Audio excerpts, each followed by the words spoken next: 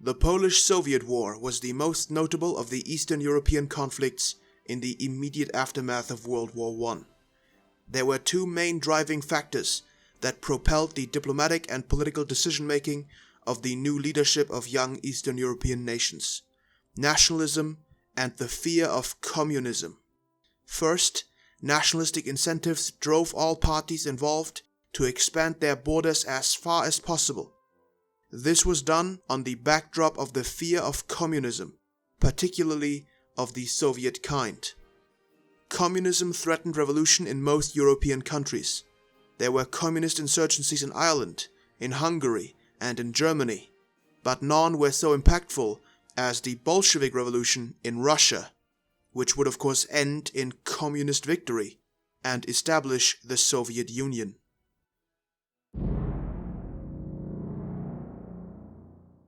The immediate fear of Soviet aggression and communist insurgency was a call to action for many countries: Czechoslovakia, the United States, the United Kingdom, France, Japan, Italy, Greece, and Romania all intervened in the Russian Civil War on behalf of the anti-communist coalition called the Whites.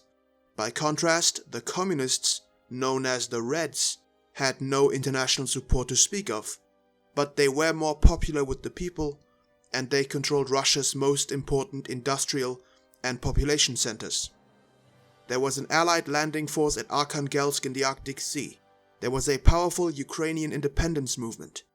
There was a struggle for freedom in the Caucasian republics. Siberia was in the hands of the Whites, and in the Far East, the pro-communist forces were under attack by Japan. Thus, the Soviets at that point were surrounded on all sides.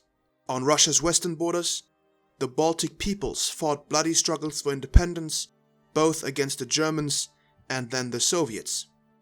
This was of course a favorable situation for anyone who wanted to get in on the action, in this case Poland.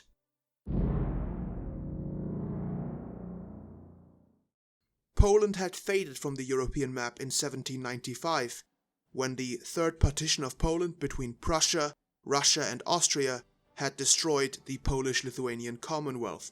Poland now had to re-establish itself as a European power in 1918. For that, it supported violent insurgencies against Germany in the west, it got into territorial conflict with Czechoslovakia in the south, and it went to war with Soviet Russia. The situation was initially favorable for Poland. The Soviets were fighting on multiple fronts. There was a large multinational coalition fighting on behalf of the Whites, and Russia's western flank was rather exposed.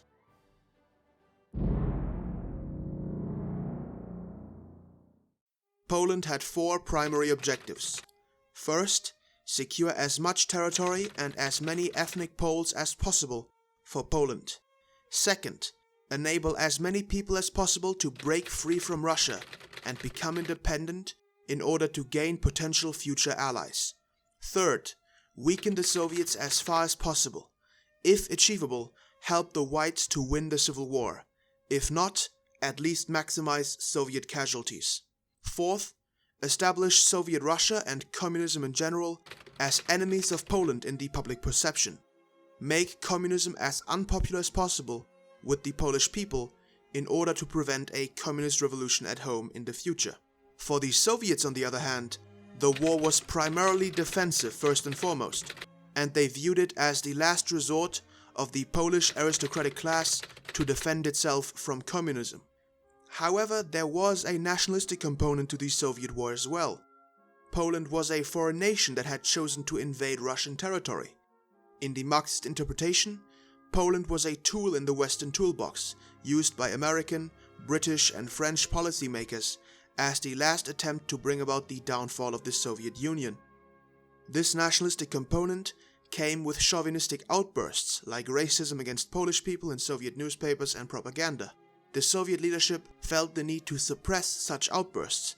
It needed to be clear that the Soviet people were waging war against Poland, not against the Polish people.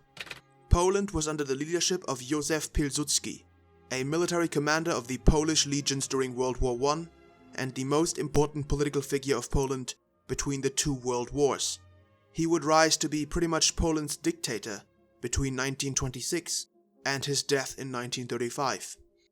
Pilsudski was not really an ethnic nationalist as much as a Machiavellian pragmatist. He wanted Poland to be as powerful as possible by any means necessary, and he advocated a political federation with the Lithuanians, the Belarusians and the Ukrainians among others. He envisioned a federal system where the multiple peoples could be equals. It is hard to say how genuine Pilsudski's benevolence towards the other ethnic groups really was. However, it cannot be in doubt that he wanted Poland to be able to stand up to both Germany in the west and Russia in the east in the future. Thus, he was very interested in supporting the various struggles against the Soviets and to see them succeed, even though Poland had territorial ambitions of its own against both Lithuania and Ukraine. In January of 1919, the Soviet Union struck deep into Ukraine. On 5th of February, the Red Army captured Kiev. This was the immediate call to action for Poland, which began its campaign against the Soviet Union on 14th of February 1919, kicking off the initial phase of the Polish-Soviet War. At the beginning of the conflict, the Bolsheviks controlled the eastern halves of Latvia, Lithuania and Ukraine, and had their respective national defenders on the ropes. The entry of Poland into the conflict provided some much-needed breathing space for the various armies, but the Reds were still able to continue their offensive into southern Ukraine, knocking out a French and Greek international intervention force. However, Poland had been making progress in the meantime. They captured Pinsk, Lida, and finally Vilnius by mid-April. Vilnius is the modern-day capital of Lithuania, but back then it was contested between the Lithuanians and the Poles. Poland desired Vilnius for itself and aimed to introduce the ethnic Polish population in the region into Poland. Lithuania claimed Vilnius as its rightful capital city, but its government would make camp in Kaunas until that could be achieved. It would take until after World War II for Lithuania to gain Vilnius. By now, Poland had advanced a considerable distance in what we would today call Lithuania and Belarus. In August, they had also captured Minsk.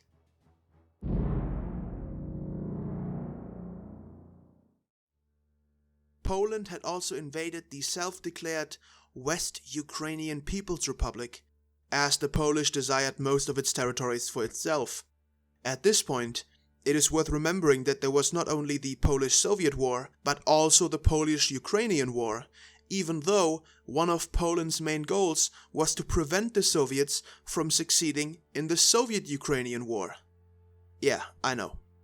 There were two self-declared Ukrainian states of interest, the aforementioned West Ukrainian People's Republic, but also the Ukrainian People's Republic or Ukrainian National Republic. There was also the Free Territory in eastern Ukraine, which was an attempt at establishing an anarchist state that was at least initially allied with the Soviets. Ukraine back then was messed up.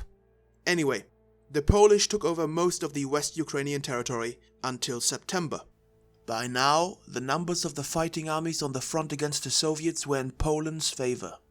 The entire Soviet Western Front was stretched very thin, with only 139,595 Red Army troops fighting against 378,600, a ratio of 13-5 in favor of the various anti-communist factions. Poland had over the course of the year 1919 successfully employed both cavalry and armored vehicles, and was fighting an impressive war effort against the Soviets. Now, it must be pointed out that if the Soviets had been able to get all of their forces against Poland, the situation would have looked quite a bit different. And now that Poland was scoring success, the Soviets redeployed new forces against them. The war went into the year 1920 at about these front lines. The western half of modern-day Belarus, the western third of modern-day Ukraine, and the southeastern third of modern-day Lithuania were all under Polish control. They were even operating in a small part of Latvia where they helped drive out the Bolsheviks. You can already see the characteristic northeastern land bridge that would be attached to Poland until World War II.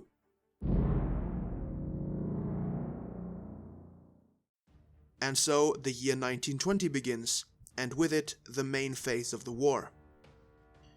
1920 was a generally successful year for the Red Army in the Russian Civil War. They defeated the armed forces of South Russia and trapped the army of Pyotr Wrangel on Crimea. Furthermore, the Soviet Union was able to broker peace with the Baltic states, with Estonia on 2nd of February, with Lithuania on 12th of July, and with Latvia on 11th of August. This allowed the Reds to focus more of their forces and military attention on the Polish advance as the year progressed. The peace treaty with Lithuania is especially of interest, as it turned the Lithuanians and Soviets from enemies to potential allies of convenience, as Lithuania, still outraged at Polish expansionism, was now looking for a possibility to seek territorial concessions from Poland. Meanwhile, Poland had engaged in the perhaps single most noteworthy campaign of the operation, the Kiev Offensive, on 24th of April, kicking off the main phase of the war. Ukraine and Poland had made an alliance in the prelude of the counterattack, ending the Polish-Ukrainian War, and now they both could fight against the Soviets together. Poland had allowed the Ukrainian People's Republic to hold a small territory on the Polish southeastern border as a last stronghold of Ukrainian independence. The Polish forces of the 3rd, 2nd and 6th Armies advanced into central Ukraine and met the Soviet 12th and 14th Armies. The Polish-Ukrainian coalition initially scored considerable successes and even reached and recaptured Kiev, the capital of Ukraine, on the 7th of May. However, the coalition did not cross the Dnieper River in large quantities and instead embarked once more in a defensive operation, as thrusting deep into Russia would have given the geostrategic advantage to the now numerically superior Soviets. After the peace treaties with the Baltic states, the Red Army could now give the Polish front its main attention, and the Soviet Southwestern Front against Ukraine ballooned from around 80,000 by the beginning of the Kiev Offensive to at least 280,000, although sources differ. This includes both frontline and reserve personnel. Grigory Krivoshev divides the entire Red Army throughout all of Russia into 7 groups: the Western Front, Southwestern Front, Southern Front, Caucasian Front, Turkestan Front, and the 5th and 7th Independent Armies. For our purpose, the most interesting ones are the Western and Southwestern Fronts, which were tasked with dealing with the Polish War. At this point, the Western Front consisted of, according to Krivoshev, 382,071 total personnel, including 26,272 commanders. The Southwestern Front brought another 282,507 personnel, including 17,231 commanders. Now, Krivoshev is mainly concerned with the Soviet side of the war, and for the first half of 1920, he gives the frontline numbers of the Western and Southwestern Fronts as 88,952 and 42,877 respectively, and also lists the enemy forces, 74,850 and 97,630 respectively. This gives a ratio of 6-5 in the Soviet favor on the Western Front, and a ratio of 23-10 in the Polish favor on the Southwestern Front. Clearly, Poland and Ukraine were focused on central Ukraine first and foremost. In early June of 1920, the Polish front lines reached its largest extent in the war, seen here. They included Vilnius, Minsk, Kiev, and all of the West Ukrainian People's Republic. With the Polish-Ukrainian forces overstretched and the Soviet units reinforced, the Red Army was now able to counterpunch into the Kiev Offensive. Semyon Budyonny's 1st Cavalry Army became the driving force behind the Red Army's counterattack. The Poles were desperate to slow down the Soviet advance and blew up many bridges on their way west. It now looked as if Poland would be completely destroyed. This is when you find the famous miracle on the Vistula. The Polish forces were absolutely crushed and driven out of Ukraine and Belarus in a chaotic retreat. And I told you earlier that Lithuania in the north was waiting for its chance to strike. Lithuanian units advanced into territories abandoned by Polish troops starting in July. By 1st of August, all of modern-day Belarus, most of modern-day Ukraine, and even parts of Poland itself were now in the hands of the Bolsheviks. In just 2 months, they had undone the entire Polish-Ukrainian progress of the whole war. Beginning on 12th of August, the Soviets began laying siege to Warsaw, and it would appear as if Poland would fall, lose the war, and become a communist puppet. But, in the so-called miracle on the Vistula, the Polish win the battle and drive the Soviets into their own disorganized retreat, mainly because the Soviet force was split in two. Poland was now able, beginning in September, to also mount a counteroffensive against Lithuania, which now found itself fighting side by side with the Soviets, who, I will remind you, had been at war with the Lithuanians as recently as 12th of July. Yeah, Eastern Europe was chaotic. Poland mounted a new offensive against the Soviets starting in late September, liberating all of Polish territory and pushing back into Belarus and Ukraine, reaching about this situation by mid-October. They also had established a puppet state in the Republic of Central Lithuania, after Polish troops had fabricated an uprising in order to be able to go against the wishes of the League of Nations. The war cooled down on this line and peace negotiations began. The Soviets were now numerically superior, but they were exhausted. The supply situation was atrocious and the troops were demoralized. The Soviet leadership decided to cut their losses and to focus their efforts on the Whites. On 21st of March 1921, the Peace of Riga was signed between Poland and the Soviet Union, bringing the war to an end. Poland was able to take large parts of what we would today call Western Belarus and Western Ukraine. The Polish state had taken as much territory as it could, just as it had been planned. Poland would also annex Central Lithuania in 1922, bringing it to the finalized borders that it would have until 1939.